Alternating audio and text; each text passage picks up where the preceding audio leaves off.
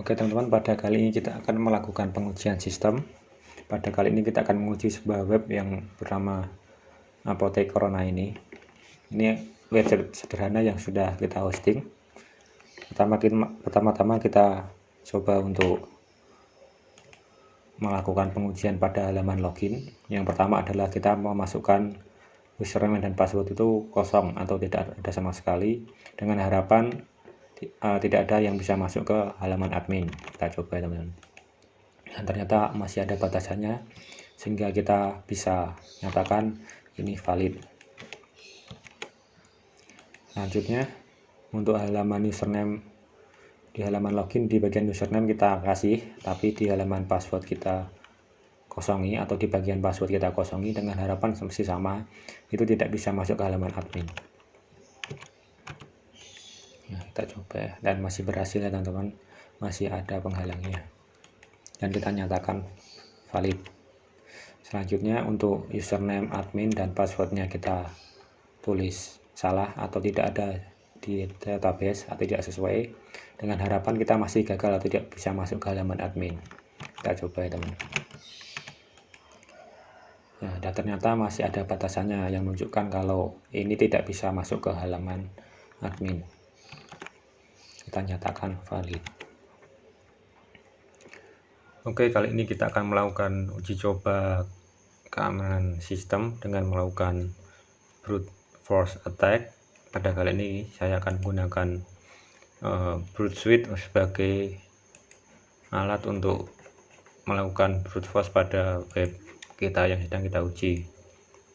Pertama kita akan memasukkan ID untuk login. Kita udah tahu ID-nya apa, tapi kita tidak tahu passwordnya apa. Kita akan coba, tapi masih gagal. Dan setelah itu kita masuk ke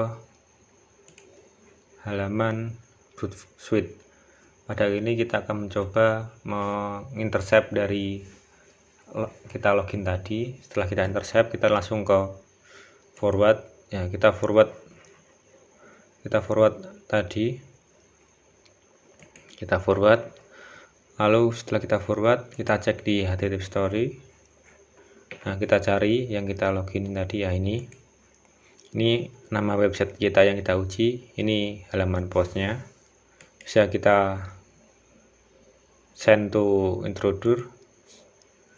Nah, setelah di sini kita akan masuk ke uji coba attack-nya.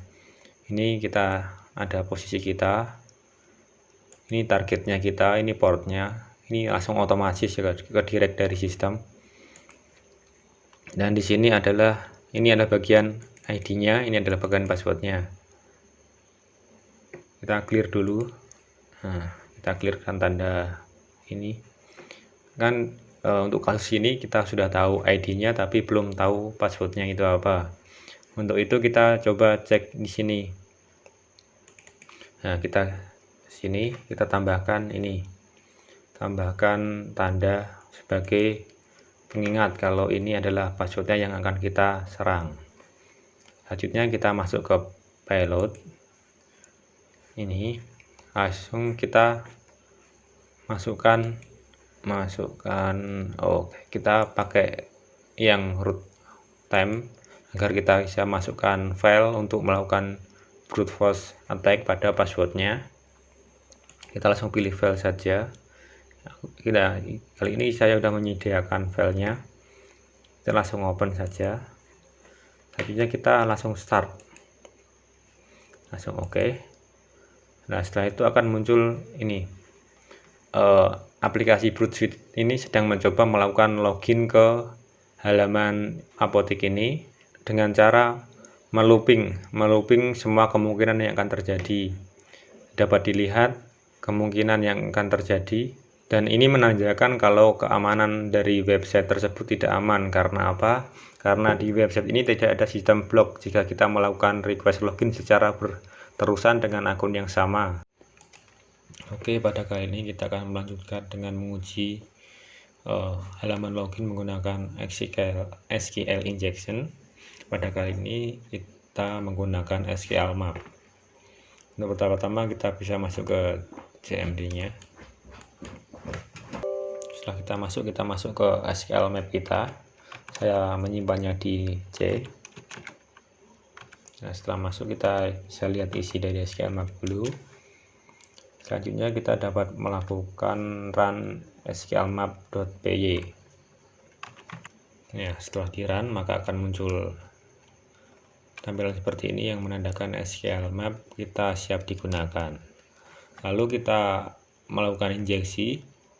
Kali ini kita melakukan injeksi pada halaman login dengan parameter login ini. Oke, saya sudah menyiapkan query-nya. Query-nya seperti ini. Ini SQL map-nya, nama SQL ini atau alat yang kita gunakan. Ini alamat login. Kita kasih parameter halaman login. Setelah itu kita bisa melakukan injeksi dan di sini ada halaman atau query yang kita ingin masukkan, yaitu kita coba loginnya dengan nama coba dan passwordnya dengan masuk, lalu kita masuk di form submitnya. Jadi intinya kita masuk ke web ini dengan parameter halaman login lalu dengan query seperti ini, dengan harapan kita dapat mengakses database dari web yang akan kita serang ini. Oke, lanjut kita coba saja masukkan. Nah, ini tes kita sudah masuk ke URL-nya. Kita akses langsung. Nanti akan ada.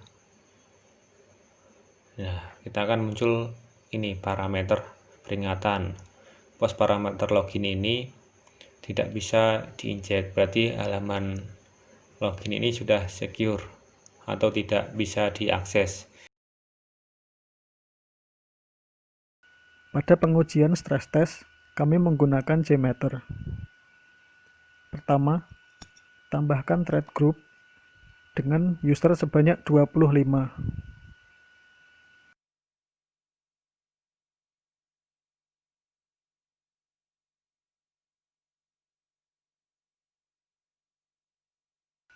Selanjutnya, tambahkan HTTP Header Manager. Kemudian tambahkan HTTP Cookie Manager dan cek clear cookies.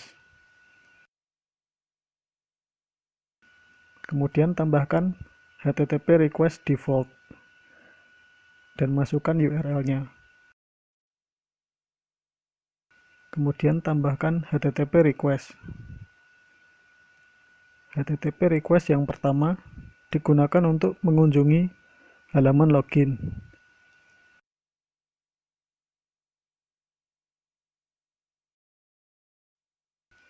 HTTP request kedua digunakan untuk melakukan login. Masukkan URL dan path-nya, kemudian ganti method ke method post.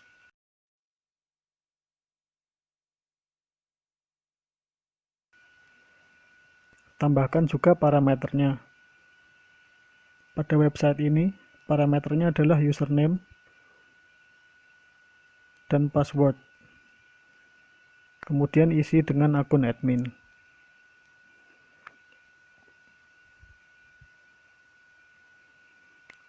Tambahkan listener view result in table untuk menampilkan hasil. Kemudian tambahkan juga aggregate report untuk menampilkan summary hasil pengujian. Kemudian klik start untuk memulai pengujian. Maka hasil akan muncul.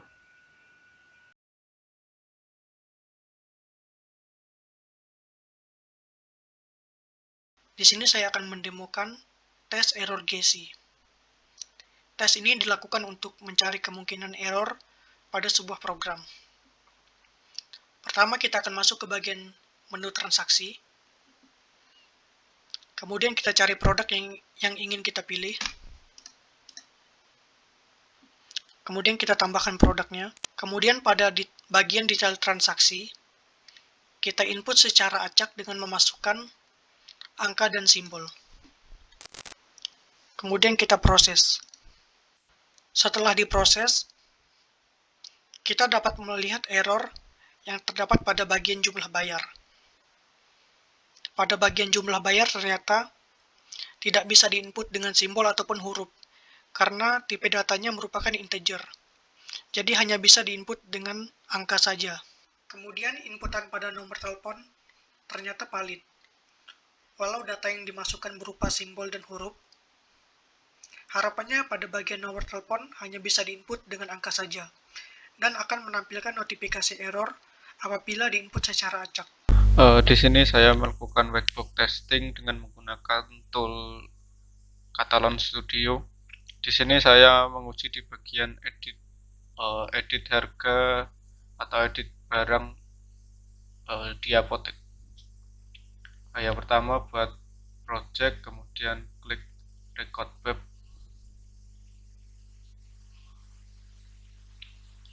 Masukkan URL yang atau website yang akan kita uji. Start recording.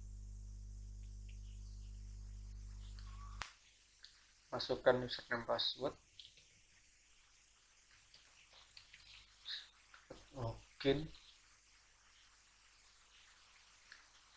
Kemudian masuk ke menu produk, daftar produk. Kemudian pilih yang akan diedit. Misal botil. Kita ganti harga prediknya, terus update produk. Update data produk telah berhasil. Kemudian stop recording. Untuk mengecek step-step yang kita buat tadi, di sini run all step. Dan di sini statusnya pass atau berhasil. Kemudian selesai. Di sini dapat dilihat step-stepnya tadi ada 11 dan 12 close. Saya Benedetta Silvia. Di sini saya akan menjelaskan tentang user acceptance test. Ada sebuah skenario mengenai proses pengujian transaksi dengan aktor user. Di sini ada 3 prosedur, namun saya akan menjelaskan prosedur pertama, yaitu mengosongkan barang saat checkout.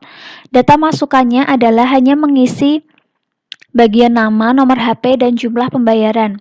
Keluarannya, muncul pesan masukkan setidaknya 1 item produk. Keluaran yang didapat adalah muncul pesan masukkan setidaknya 1 item produk. Di sini kita menguji dengan 10 user. Dan 10 user itu mendapatkan keluaran yang sesuai yang diharapkan. Begitu juga dengan prosedur yang kedua dan ketiga.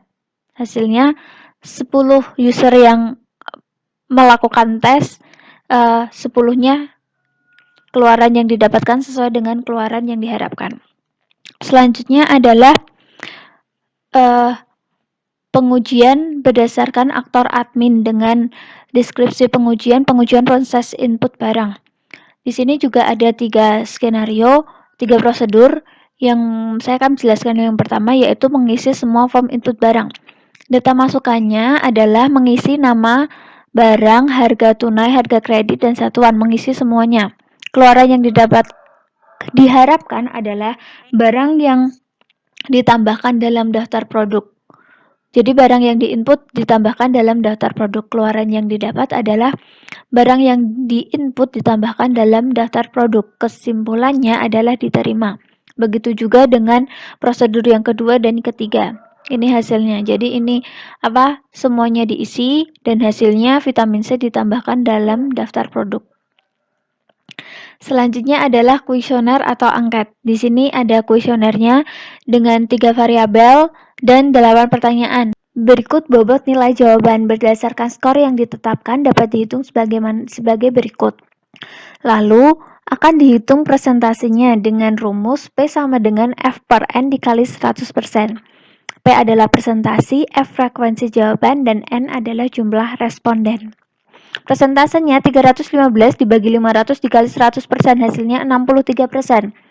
Maka berdasarkan presentasi yang diperoleh tersebut, kemudian dapat diketahui bahwa tanggapan dari user terhadap website grosir apotek Corona berdasarkan tingkat penerimaannya adalah kuat, yaitu dengan persentase 63%. Terima kasih.